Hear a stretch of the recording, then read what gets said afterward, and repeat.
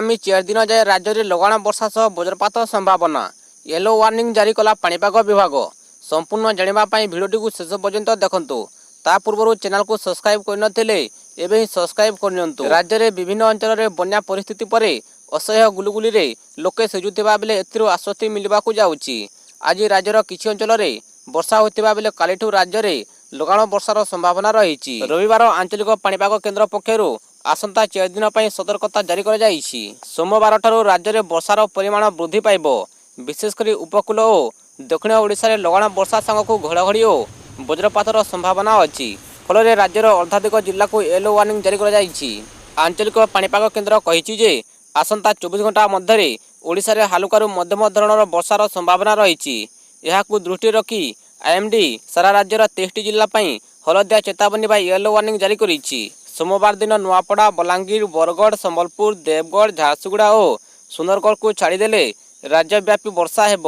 वर्षा हेबाकू थिबा समस्त जिलार गोटे किंबा दुटी स्थान में वज्रपात होई पारे। मालकानगिरी, कोरापुट, रायगड़ा, गंजाम, गजपति, कंधमाल, केन्दुझर और मयूरभंज रे प्रबल वर्षा होई पारे। सेथिपई सोमवार 23 जिला को येलो वार्निंग जारी कर जाइछि। अन्यपटे मंगलवार राज्यर 10 जिले में प्रबल वर्षा होई पारे।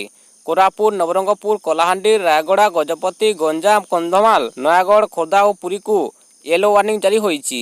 सेहिपरि बुधवार मध्य दक्षिण ओडिशा रे प्रबल वर्षा हेबा नै पाणीपाग विभाग पूर्वानुमान करिछि। सेथिपई मालकानगिरी, कोरापुट, नवरंगपुर, कलाहांडी, रायगड़ा, गजपति, गंजाम और कंधमाल को सतर्क करा जाइछि। गुरुवार बेलकू राज्य में पुणी वर्षार परिमाण वृद्धि पाइब।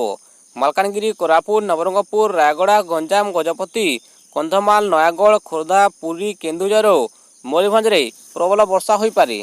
तेबे एही 4 दिन पश्चिम ओडिशा रे वर्षार परिमाण कम रहिबा किंबा सुखिला पाग रहिबो। किंतु दक्षिण ओडिशा रे लगातार वर्षा हेबार संभावना रहिछि। पश्चिम केन्द्रीय और उत्तर पश्चिम बंगोपसागर रे 2टी लघुचाप क्षेत्र सृष्टि होबार संभावना रहिछि। गोटे आसंता 6 तारिख और अन्यटी 13 तारिख बेलकू आसीपारे। यार प्रभाव रे प्रबल वर्षा हेबो। तेबे 4 तारिख राज्य में पाग बदलिबार संभावना रही बोली पाणीपाग विभाग पूर्वानुमान करिछि। तेबे एही समय मध्य वर्षार परिमाण बढ़िबार संभावना रही। 13 तारिख बेलकू पूर्व केन्द्रीय बंगोपसागर रे एक लघुचाप होई पारे। यार प्रभाव रे मध्य प्रबल वर्षा हेबार आशंका करा जाउछि।